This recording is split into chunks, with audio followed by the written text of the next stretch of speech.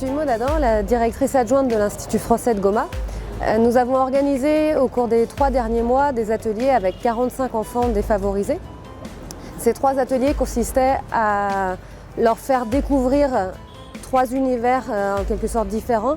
Un atelier danse, un atelier art plastique et un atelier alphabétisation sur le thème des 70 ans de la Déclaration universelle des droits de l'homme.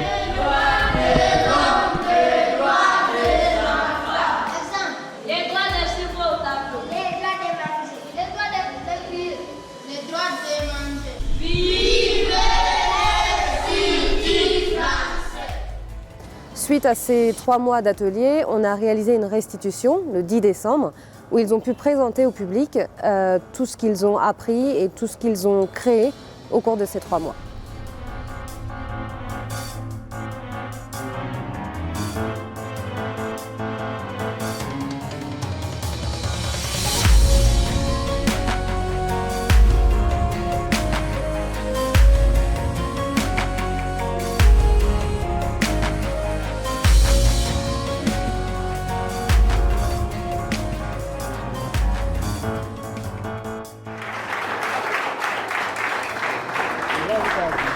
L'objectif, c'est leur fournir un lieu où ils puissent s'exprimer, avec des règles bien sûr, mais qu'ils aient au moins une fois par semaine un lieu où ils se réunissent, où ils travaillent, pour leur fournir des compétences, donc en alphabétisation, mais aussi des compétences artistiques en danse ou en art plastique.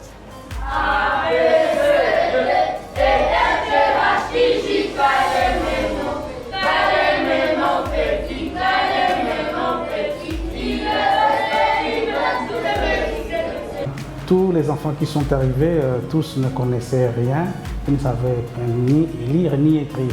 Et nous avons beaucoup plus mis nos efforts sur l'alphabétisation et aussi pour qu'ils soient capables au moins de déchiffrer quelques syllabes et aussi lire quelques mots, aussi écrire leur nom. En général, les gens pensent que les enfants de la rue sont indisciplinés. Il suffit qu'on les motive, il suffit qu'ils trouvent de l'intérêt pour qu'ils se mettent au travail.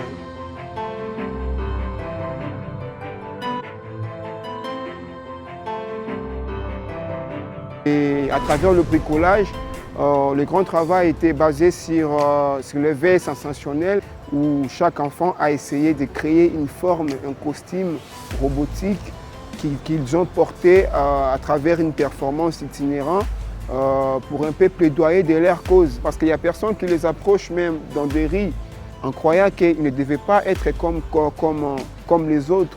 Et on a compris à travers les arts, on ne peut plus se laisser dans la tête que ce sont des enfants de la rue.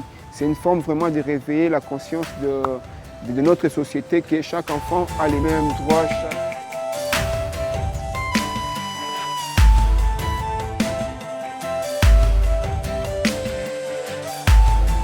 C'était la première fois pour danser.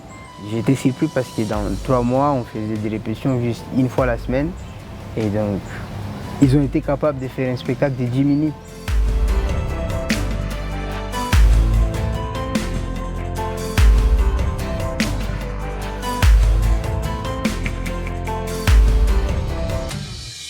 Ce que j'ai aimé le plus, c'est parce qu'à la fin, on voulait faire la récitation. J'ai essayé de les mélanger avec d'autres enfants qui ont un peu de niveau. J'encadre dans mon projet qui s'appelle Vidiana App, où je m'occupe avec des enfants aussi vivant avec des difficultés. Et je les ai mélangés un peu pour qu'ils augmentent un peu de la sauce dans les spectacles.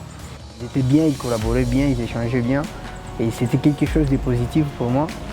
Et je pense que c'est bon de se soucier un peu des enfants qui vivent dans la rue comme ça. Ça peut changer un peu les idées, même s'ils sont toujours dans la rue et dans l'autre état. Peut-être les gens trouveront la solution pour qu'ils dégagent définitivement dans la rue. Qu'est-ce qui m'a plus marqué, ça serait le sérieux en fait de ces enfants. Ils ont été à l'heure tous les mercredis, ils étaient motivés, ils avaient envie d'apprendre. Et le spectacle qu'ils ont réalisé le 10 décembre était juste fantastique.